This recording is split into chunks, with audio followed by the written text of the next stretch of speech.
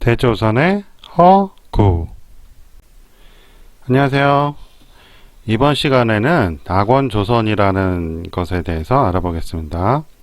어느 분이 이 댓글로 이 동영상 보라고 하셔가지고 이것을 이제 반론을 펼치려고 합니다. 이 동영상은 제가 본 지 꽤 오래됐어요.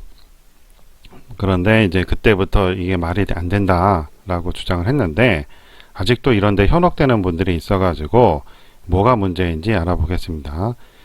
일단은 이거 들어보시죠.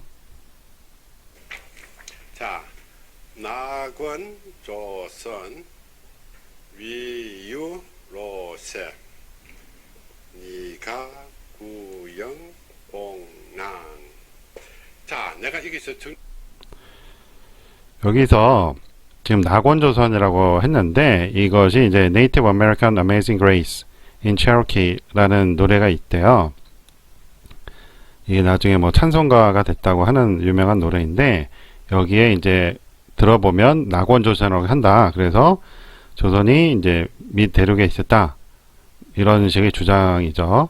다른 것도 한번 들어보시죠. 나옵니다. 조선이 낙원이란 얘기죠.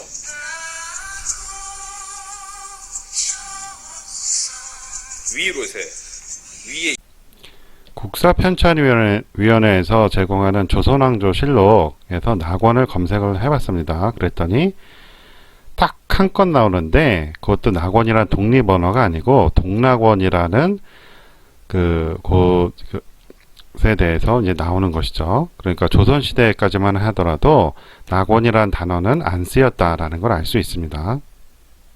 그러면 낙원이라는 말이 언제부터 쓰였을까요?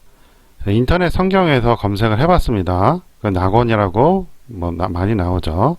자, 누가복음 오늘 내가 나와 함께 낙원에 있으리라 하시니라 라고 이제 많이 나오죠. 고린도후서에도 그가 낙원으로 이끌려 가서 요한계시록에도 내가 하나님의 낙원에 있는 이럽니다. 공동번역에도 뭐 많이 나옵니다. 이렇게 많이 나와요. 자, 그렇다면 낙원이란 말을 조선에서는 기본적으로 쓰질 않았어요. 그렇죠? 조선은 유교 국가잖아요. 고려 때는 불교 국가고 그런 용어를 쓰지 않았단 말이에요. 불교에서는 뭘 썼어요? 극락이라고 썼죠. 자, 네이버 사전에서 극락 검색해 봤습니다. 자, 불교 나오죠? 아미타불이 살고 있는 정토로 하고 나옵니다. 그러니까 고려하고 조선이 약 1000년 가까이 되는데 1000년 동안 우리는 극락이라고 썼지 낙원이란 말을 안 썼습니다. 자, 한국천주교 주교회의라는 홈페이지가 있고요. 한국교회 역사라는 게 나왔습니다. 여기 보면 교회 창설과 새로운 문화 출현 1784에서 1876이라고 나와 있죠. 그리고 초기 교회사의 전개 1874 이렇게 나와 있습니다. 자세히 보면 18세기 후반기에 들어서 시도가 나타났다 이럽니다. 그래서 혼자서 이렇게 기도를 했대요. 이러면서 이제 교회가 이제 생기기 시작하는 거죠. 그리고 더 읽어보니까 1874년 9월에 세례를 주었대요. 그러면서 교회의 출발점이 되었다고 합니다. 그러니까 천주교가 이제 본격적으로 이제 된 게 그 전에 이제 학문적으로 연구만 한 것이고 1784년 이후란 말이에요. 그러니까 조선 이제 중후기라고 이제 볼 수 있죠. 그러면서 이제 1800년대 이후로 이제 뭐 본격적으로 이제 천주교가 이제 포교됐을 거 아니에요? 그러면서 이제 낙원이란 말이 쓰였겠죠. 자, 이번에는 개신교 쪽을 살펴봤습니다. 한국 컴퓨터 선교회 뭐 이런 데가 있네요.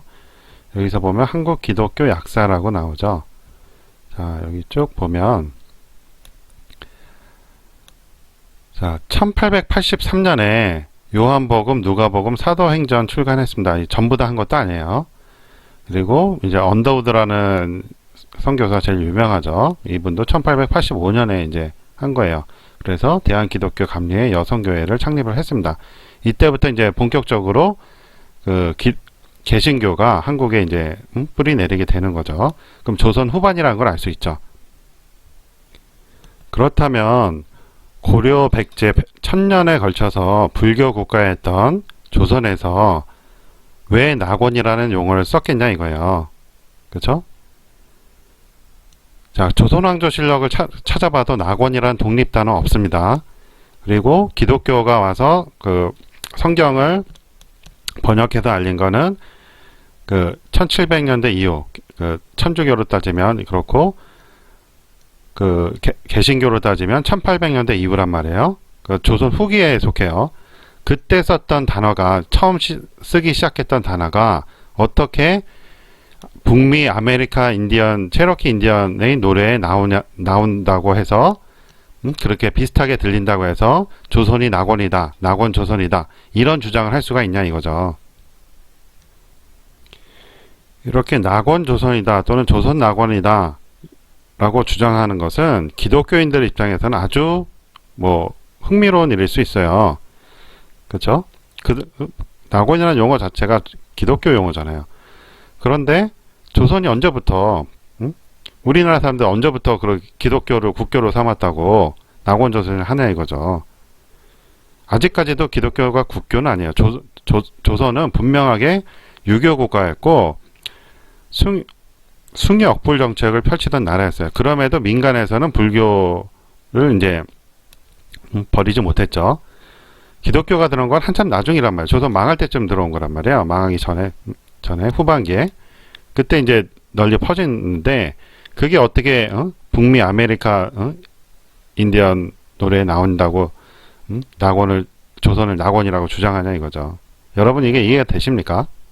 두 번째, 대조선 측에서는 국호가 대조선이라고 주장을 해요. 그렇죠? 저는 그게 고종 때 사용되기 시작했다고 밝혔죠. 1870년이니까 그때부터 나온다고 그랬잖아요. 그런데 낙원이라는 거와 같이 나온다? 말도 안 되는 얘기죠. 그렇죠? 그리고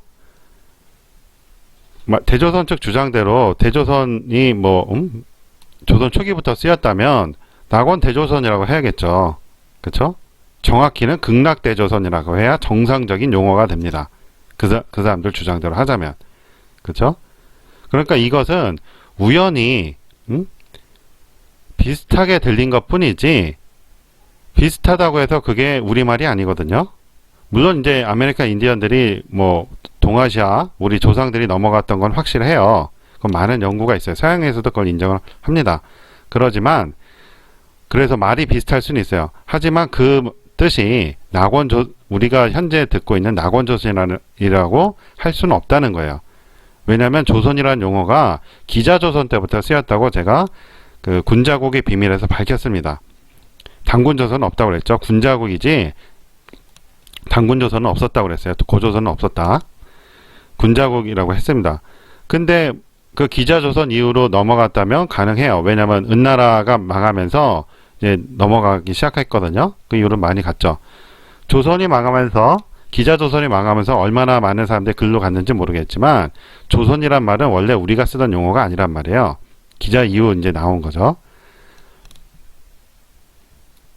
그래서 우리가 국호로 조선을 쓴 거는 기자조선하고 위만조선하고 그 이씨조선 세 번인데 낙원이라는 용어가 조선 후반기, 이씨조선 후반기에 들어왔기 때문에 기독교를 통해서 들어왔기 때문에 낙원조선이라고 노래에 나올 수가 없다는 것이죠. 그러니까 이거는 다른 의미로 그 발음이 비슷한 거라고 볼 수밖에 없는 거예요.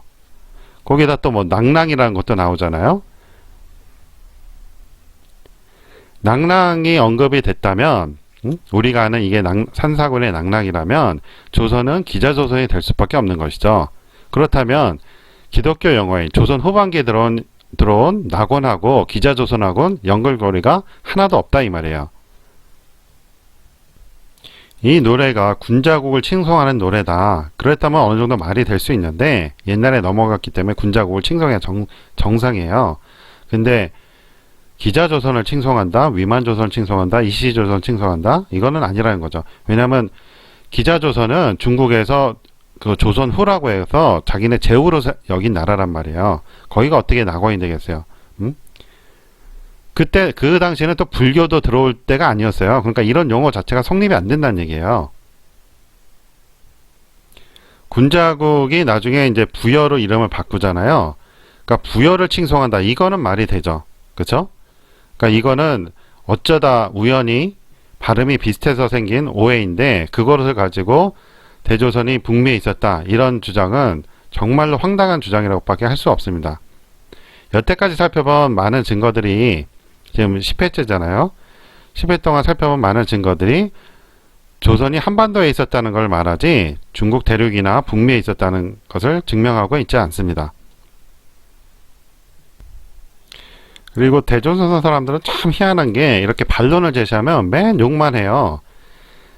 학문을 한 사람들은 반론에 반론으로 자신의 주장을 입증을 해야 되는 것인데 할 말이 없으니까 욕만 하더라고요. 그러니까 그 사람들은 학문을 하는 사람들이 아니라는 걸 알 수 있죠. 그 사람들의 욕을 통해서. 왜 이렇게 입에 욕만 달고 사는지 이해가 안 됩니다. 역사라는 것은 증거로서 사실을 입증을 해야 되는 것이지 이렇게 허황된 주장으로 소설같이 써놓고 그걸 역사다라고 주장하는 게 아니죠. 앞으로는 제대로 된 역사를 공부했으면 좋겠습니다. 오늘 강의는 여기까지 하고요. 다음 시간에는 다른 반론으로 찾아뵙겠습니다. 안녕히 계세요.